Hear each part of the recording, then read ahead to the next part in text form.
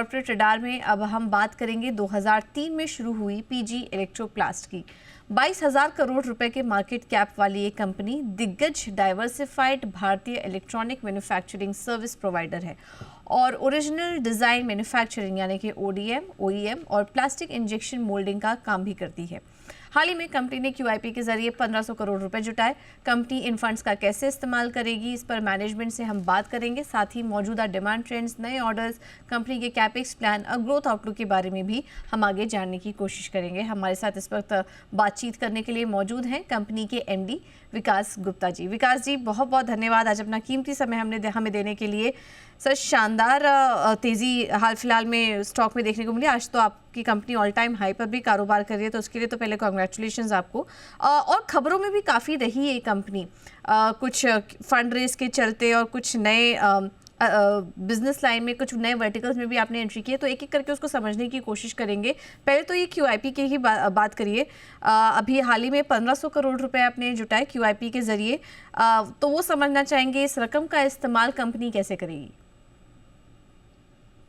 नमस्कार पूजा जी, और बहुत बहुत धन्यवाद मेरे को अपने शो पे लेने के लिए। हमने जो ये क्यूआईपी है 1500 करोड़ रुपए का अभी हम लोग क्लोज कर रहे हैं। बेसिकली जो हमारा एजेंडा है, इस क्यूआईपी के जो ऑब्जेक्टिव्स हैं, इसमें we are just trying to keep some growth capital. जो हम लोग आने वाले 2 या 3 साल में जो ग्रोथ अपॉर्चुनिटीज देख रहे हैं हमारी कंपनी में, उसको फंड करने के लिए, वर्किंग कैपिटल की रिक्वायरमेंट्स को फंड करने के लिए हम लोगों को ये फंड हमने मोबिलाइज किया है, ये कैपिटल रेज किया है। इसमें बेसिकली हम लोग कुछ नए प्रोडक्ट्स हैं जैसे रेफ्रिजरेटर्स उसमें जा रहे हैं, और कुछ वर्किंग कैपिटल रिक्वायरमेंट्स है उसको पूरा करने के लिए ये फंड रेज किया गया है। फर्दर हम लोग कुछ नए प्लांट्स, ग्रीनफील्ड प्लांट है, हम लोग साउथ में एक नया ग्रीनफील्ड प्लांट शुरू करेंगे वॉशिंग मशीन और एसी मैन्युफैक्चरिंग के लिए। आगे चल के हम लोग रेफ्रिजरेटर में एक काम शुरू करेंगे। तो ये कुछ नए एरियाज हैं, इनमें ग्रोथ हमको दिख रही है, तो उनको फंड करने के लिए हमने ये कैपिटल रेज किया है। ठीक है, तो ये कुछ एरिया में यहाँ पर ग्रोथ नज़र आ रही है। सर, आपने कहा कि रेफ्रिजरेटर, एसी मैन्युफैक्चरिंग यूनिट में भी आप फोरे करेंगे, उसके बारे में कुछ बताइए, क्योंकि हम देख रहे हैं कि इस सेगमेंट में डिमांड काफ़ी मजबूत नज़र आ रही है। किस तरह के डिमांड ट्रेंड आपको नज़र आ रहे हैं आरएसी सेगमेंट में, और कंपनी के लिए किस तरह की अपॉर्चुनिटी आगे क्रिएट होगी। पूजा जी, हम लोग एयर कंडीशनर मैन्युफैक्चरिंग में ऑलरेडी पिछले 4-5 साल से अच्छा काम कर रहे हैं, और एसी का जो हमारा रेवेन्यू है ऑलमोस्ट अराउंड, जो प्रोडक्ट बिजनेस है उसमें ऑलमोस्ट 60-70% रेवेन्यू हमारा एसी से आता है। और एसी में और सारी जो दिग्गज कंपनियां, हिंदुस्तान की दिग्गज कंपनियों को हम लोग ऑलरेडी कंप्लीट एयर कंडीशनर्स बना के देते हैं, स्प्लिट एयर कंडीशनर्स और विंडो एयर कंडीशनर्स बना के देते हैं। हमारे ऑलरेडी 2 प्लांट है एयर कंडीशनर्स के, अहमदनगर में महाराष्ट्र में हमारा प्लांट है ऑलरेडी, भिवाड़ी राजस्थान में भी हमने पिछले साल एक नया प्लांट शुरू किया था। आगे चल के हम लोग एसी में और अपनी कैपेसिटी फर्दर एक्सपेंड कर रहे हैं। जो हमारे को डिमांड ट्रेंड्स दिख रहे हैं, जो हमारा ऑर्डर बुक है वो काफी रोबस्ट है, और हम लोग बहुत इसमें कॉन्फिडेंट है कि एक अच्छा ग्रोथ हम एसी में लेकर आएंगे इस करंट फाइनेंशियल ईयर में भी, जिसके लिए हमने ऑलरेडी अपनी जो रेवेन्यू गाइडेंस है ऑलरेडी उसको अपग्रेड किया है। जो हम लोग ये कह रहे हैं कि इस साल हम लोग 4,250 करोड़ का रेवेन्यू करेंगे पीजी इलेक्ट्रोप्लास्ट में, और हम लोग 600-700 करोड़ का रेवेन्यू करेंगे हमारी जो जेवी कंपनी है गुडवर्थ में।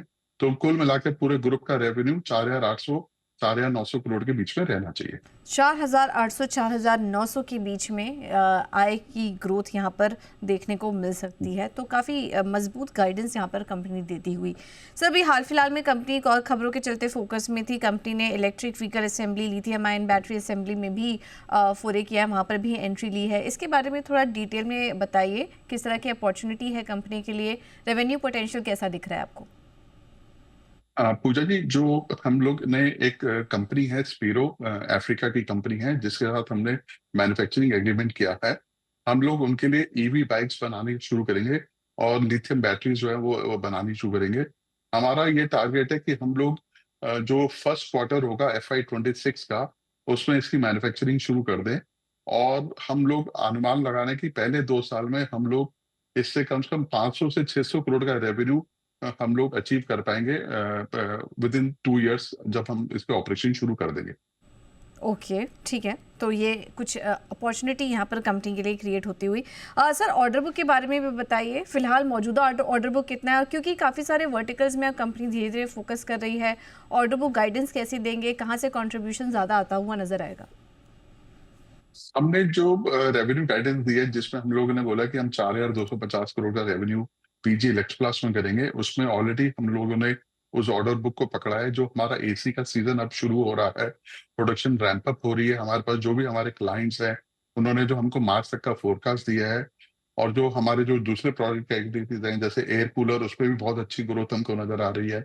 वॉशिंग मशीन में हमारे को बहुत अच्छी ग्रोथ नजर आ रही है, और आने वाले दिनों में हम वॉशिंग मशीन में एक दो बड़े क्लाइंट ऑलरेडी ऑनबोर्ड कर रहे हैं, जिसके लिए हम लोग आपको कुछ दिनों में उसके बारे में अपडेट देंगे।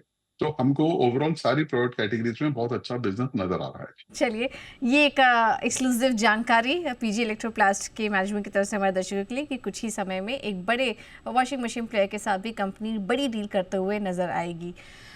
सर, प्लास्टिक मोल्डिंग से लेकर ईएमएस, नाउ ईवी, तो काफ़ी सारे ब्रांड्स में और काफ़ी जगह पर आप अपने लिए ग्रोथ के अवसर देख रहे हैं। आगे हम क्या उम्मीद करें, और कौन कौन से यहाँ पर डाइवर्सिफिकेशन है आने वाले समय के लिए जो आप प्लान कर रहे हैं?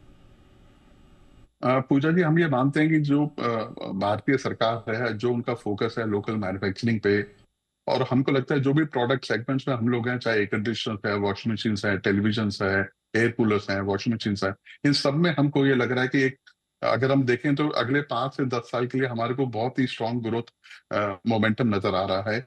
एसी में हमको लगता है कि जो मार्केट है, एक बहुत अच्छे कैगर पे ग्रो करेगी अगले 4 से 5 सालों में।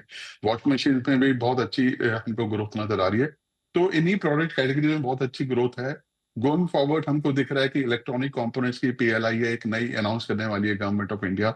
उसमें भी हमारी बहुत उत्सुकता से हम उसको देख रहे हैं। सर, काफ़ी मजबूत गाइडेंस आपने शेयर की है। आपके कैपेक्स प्लान के बारे में भी हमने बताया। थोड़ा आपका क्लाइंटल बेस भी समझना चाहेंगे। आपका क्लाइंट बेस भी हम देख रहे हैं कि काफ़ी मजबूत है। थोड़ा हमें समझा पाएंगे कि जो आपके मौजूदा टॉप 5 टॉप 10 क्लाइंट्स हैं, जो टॉप क्लाइंट्स हैं आपके, वो आपके रेवेन्यू में कितना कंट्रीब्यूट कर रहे हैं, और कौन कौन से बड़े नाम, बड़े क्लाइंट्स को आप टारगेट कर रहे हैं यहाँ पर?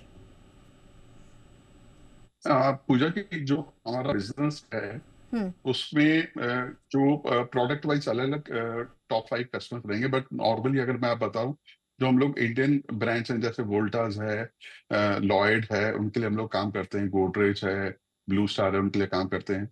फिर उसके अलावा जैसे ई कॉमर्स स्पेस में फ्लिपकार्ट है, उनके लिए हम लोग काम करते हैं। लार्ज फॉर्मेट रिटेल है, जैसे रिलायंस रिटेल है, विजय सेल्स है, क्रोमा है, उनके लिए हम लोग काम करते हैं। तो अगर आप टॉप 5 कस्टमर्स अगर आप देखोगे, तो they are contributing almost around 55 to 60% of our product business revenue. और हम लोग ये मानते हैं कि आने वाले दिनों में हम लोग और क्लाइंट्स ऐड कर रहे हैं। क्लाइंट एक्विजिशन एक कॉन्टिन्यूस एक्टिविटी है हमारे यहाँ पे, जो बिजनेस डेवलपमेंट की एक्टिविटी है, एक वो कॉन्टिन्यूस बेसिस पे हमारे यहाँ पे चलती है। ओके, ठीक है। तो ये कुछ बड़े क्लाइंट्स हैं जो कि कंपनी के बिजनेस में कंट्रीब्यूट करते हैं। सर, आपके जो नंबर्स में देख रही थी, उसमें अभी फ़िलहाल ज़्यादा जो कंट्रीब्यूशन आता है वो आपके प्रोडक्ट्स वर्टिकल से ही आता है। क्या इसमें आने वाले, क्योंकि आप डाइवर्सिफाई भी काफ़ी सारा कर रहे हैं, आगे का जो प्लान्स आपने अभी हमसे बताए, क्या आने वाले समय में ये जो रेवेन्यू मिक्स है इसमें कुछ हम बदलाव देखेंगे? पूजा जी, जो हमारा फोकस है हमारी कंपनी का प्रोडक्ट, जो सेगमेंट हमारा, उसी में हम लोग फर्दर ये मानते हैं कि ग्रोथ आएगी। प्लास्टिक मोल्डिंग भी एक हमारा स्ट्रॉन्ग कोर बिजनेस है, और वो भी एक रेगुलर अराउंड 20-25% के कैगर पे ग्रो करना चाहिए। बट जो मेजर ग्रोथ है हमारी जो आएगी, वो आएगी प्रोडक्ट बिजनेस में, जिसमें एयर कंडीशनर्स हैं, वॉशिंग मशीन हैं, टेलीविजन हैं, एयर कूलर्स हैं, और गोइंग फॉरवर्ड और कुछ प्रोडक्ट कैटेगरीज उसमें ऐड करने की बात करेंगे हम लोग। ओके। तो सर, फर्स्ट हाफ तक तो नंबर्स आपके काफ़ी मजबूत नज़र आ रहे थे। सेकेंड हाफ के लिए भी बताइए, रेवेन्यू और एबिटा के फ्रंट पर किस तरह का आउटलुक आप देंगे, अगर सेकेंड हाफ की बात करो, पूरे FY 25 की बात करें तो? पूजा जी, जो FY 25 की हमने रेवेन्यू गाइडेंस दे रखी है, वो दे रखी है 4,250 करोड़ की पीजी इलेक्ट्रोप्लास्ट में, और गुडवर्थ इलेक्ट्रॉनिक्स में 600 करोड़ की। तो टोटल ग्रुप रेवेन्यू होता है 4,850 करोड़ का। जो हमने पैट की गाइडेंस दे रखी है, वो 250 करोड़ के करीब की हमने दे रखी है, जो हमारा प्रॉफिटेबिलिटी रहनी चाहिए। और उसी गाइडेंस पर भी हम लोग स्टिक करेंगे। और हम लोग आगे भी देख रहे हैं बिजनेस कैसा चल रहा है। जो अभी बिजनेस हमारे पास है मंथ ऑफ नवंबर दिसंबर में जो गया है, और आने वाले जनवरी फरवरी मार्च में जो हमारा क्वार्टर है, लास्ट क्वार्टर है, उसमें भी काफी अच्छा हमको रिस्पॉन्स दिख रहा है, ऑर्डर बुक दिख रही है। तो वी आर कॉन्फिडेंट कि ये जो रेवेन्यू गाइडेंस हमने दी है, ये तो हम आराम से आसानी से अचीव कर पाएंगे।